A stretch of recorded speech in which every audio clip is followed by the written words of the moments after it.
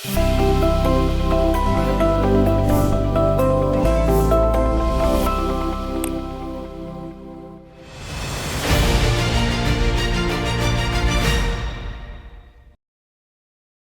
watch this episode in Hindi, switch to timestamp 3 minutes and 37 seconds.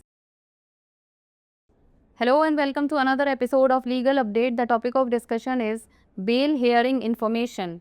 Why in news?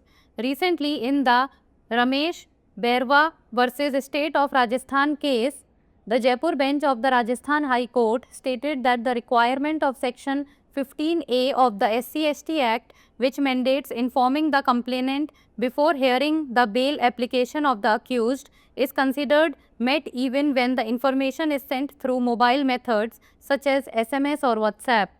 Background of the case: the complainant has filed a petition seeking the cancellation of bail for the accused, alleging that he was not properly notified about the bail proceedings as required under section 15A of the SC/ST Act. According to the complainant's argument, the bail was granted before the notice to the complainant was served, thus violating the mandatory provision.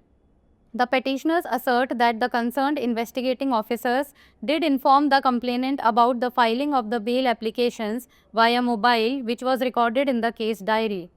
Despite this, the complainant argues that the notification process was flawed, leading to a violation of his rights, which in his view should lead to the cancellation of the bail. Court observation: the bench of Justice Anup Kumar Dhanath observed that while the complainant argued the notice was served after the bail was granted, it found that the notification process was followed as required. The notice was sent prior to the bail decision and there was no violation of the law as alleged. The court also emphasized the need for the legal system to embrace technology, stating that the pace of legal proceedings must not be slow in the era of information and technology. He highlighted that the technological tools can play a crucial role in protecting citizens' fundamental rights and ensuring the effective enforcement of laws. Section 15A of the SC/ST Act. Section 15A of the Act deals with the rights of victims and witnesses. Subsection 3 of the Section 15A states that a victim or his dependent shall have the right to reasonable, accurate and timely notice of any court proceeding, including any bail proceeding, and the special public prosecutor or the state government shall inform the victim about any proceedings under this Act. Subsection 9 states that it shall be the duty of the investigating officer and the station house officer to record the complaint of victim, informant or witnesses against any kind of intimidation, coercion or inducement or violence or threats of violence, whether given orally or in writing, and a photocopy of the first information report shall be immediately given to them at free of cost. Now it's time for the practice question. According to Section 15A(3), who is responsible for informing the victim about court proceedings under the SC/ST Act? The accused, the state government or special public prosecutor, the investigating officer or the defense counsel? Send the answer of this question in the comment section. That's all for today. Thank you so much for watching. जमानत की सुनवाई की जानकारी चर्चा में क्यों?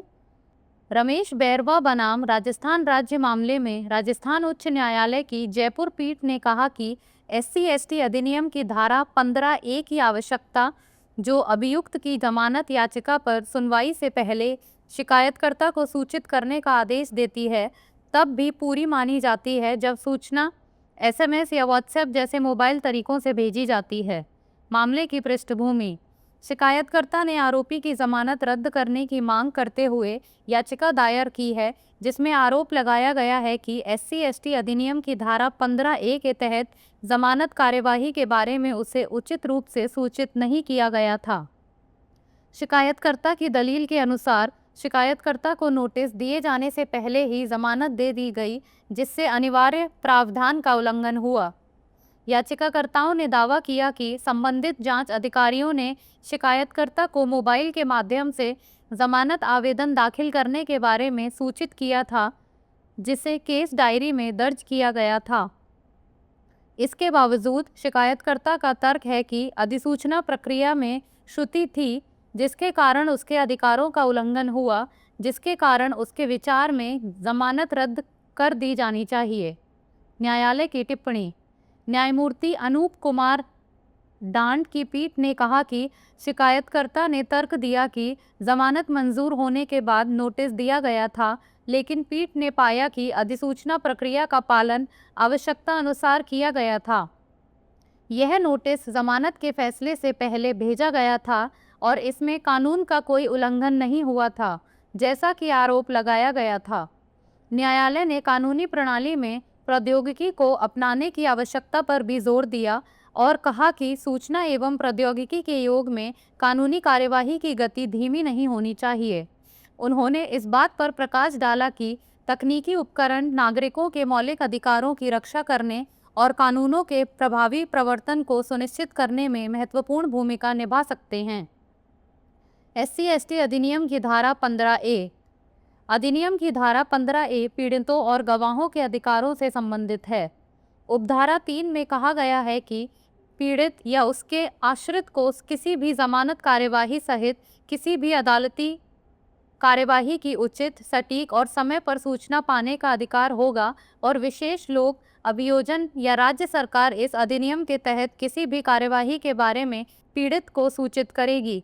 उपधारा 9 में कहा गया है कि जांच अधिकारी और स्टेशन हाउस अधिकारी का यह कर्तव्य होगा कि वे पीड़ित, सूचनादाता या गवाहों को किसी भी प्रकार की धमकी, जबरदस्ती या प्रलोभन या हिंसा की धमकी के खिलाफ शिकायत दर्ज करे, चाहे वह मौखिक रूप से या लिखित रूप से दी गई हो, और प्रथम सूचना रिपोर्ट की एक फोटोकॉपी तुरंत उन्हें मुफ्त में दी जाएगी।